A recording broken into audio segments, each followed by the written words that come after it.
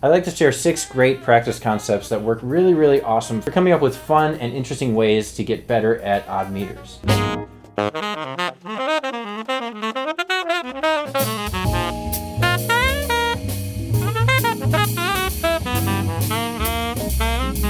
I know the first time I went to play in 5/4 or 7/4, I was completely lost in the bar line within the first couple measures of improvising. The techniques I'm about to lay out for you here are ways that you can stay organized within the bar line and practice productively and know that you're improving not only your rhythmic concepts, but your harmonic and melodic sensibilities as well.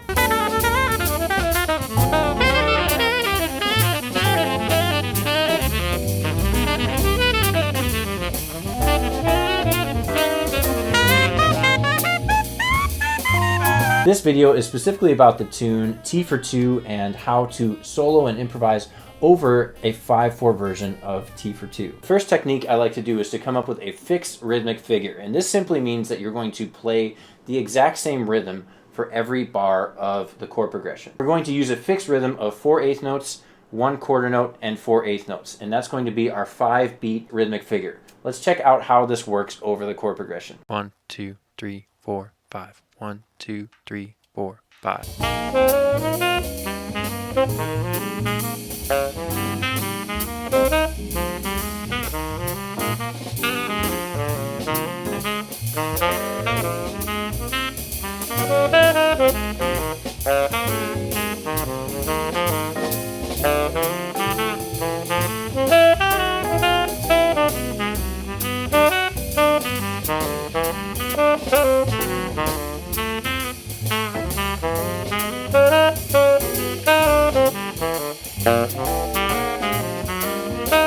The next technique we're going to look at is using a 4-note pattern over the top of a 5/4 bar line. What happens here is really interesting because this starts to get you to play across the bar line. You'll notice that after 2 repetitions of the 4-note pattern, you'll get to the 5th beat of the 5/4 measure, and then if you want to play another 4-note pattern there, you're going to be playing the 5th beat of that measure and then the 1st beat of the next measure. The act of doing this is going to get you to be able to hear across the bar line and start to change the way that you phrase over a 5/4 time signature. 4-note pattern we're applying here is simply just using the diatonic scale for whatever the chord that we're playing over is, and ascending or descending using that pattern. Let's have a listen to what that sounds like over the second half of the chord progression to T for 2. 1, 2, 3, 4, 5. 1, 2, 3, 4, 5.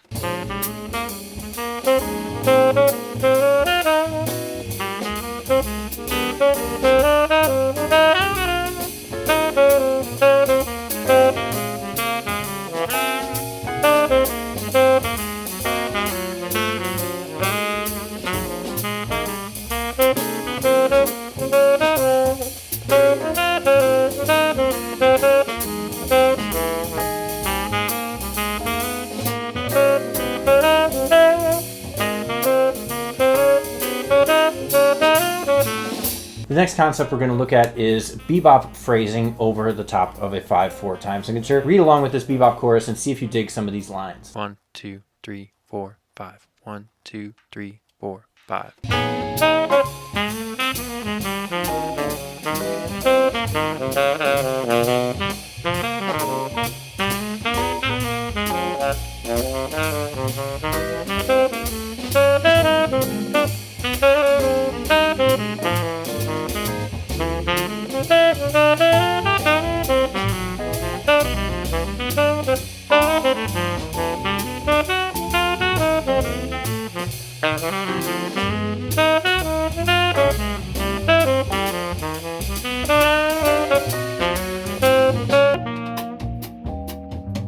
The next technique is what I would consider to be splitting the bar line in half. This actually gives you the ability to play 2 5-note groupings inside of a large bar of 5/4. The benefits of an exercise like this are exponential and can really give you a lot of versatility, not only in a 5/4 time signature, but also when we go to apply a rhythm like this to 4/4 time, you can really shake things up and play with a new capacity when you get this skill set down and are able to feel this type of rhythm. Let's check out this half chorus of Etude, where there's a couple of different 5-note groupings that are applied to this chord progression. 1, 2, 3, 4, 5. 1, 2, 3, 4, 5.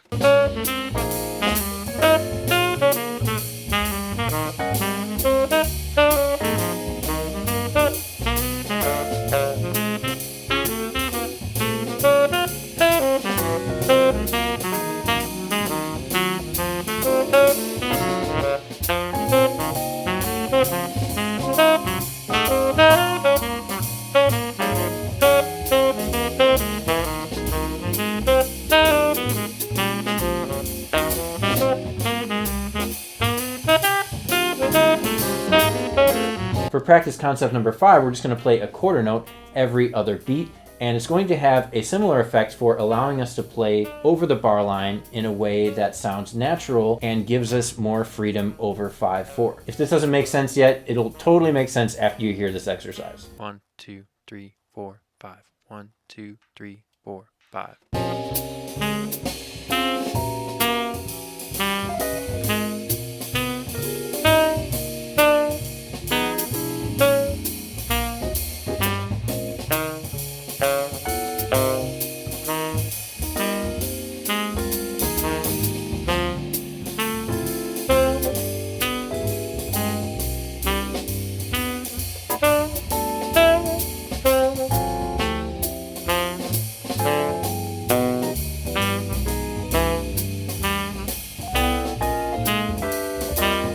Practice concept number 6 is going to deal with something that may seem pretty extreme, but honestly, it's a really great way to free up the way that you rhythmically think of any odd time signature, specifically playing in 5 or in 7. If we look at a 5/4 bar and break it up into a grouping of 3 and a grouping of 2, we can take those 3 beats and play a 4-note grouping over the top of the 3 beats, and then we can take those remaining 2 beats and play a 3-note figure or a triplet over the top of those beats. Have a listen to what this sounds like and see if you can conceptualize this exercise. 1, 2, 3, 4, 5. 1, 2, 3, 4, 5.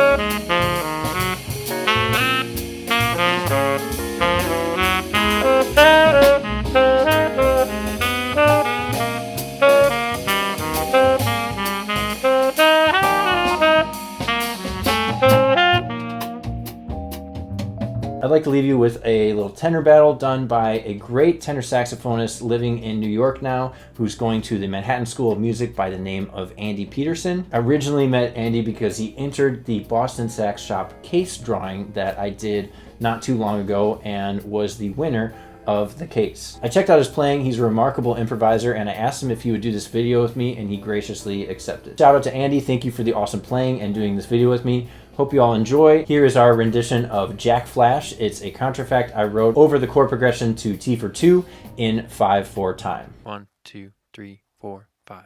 1, 2, 3, 4, 5.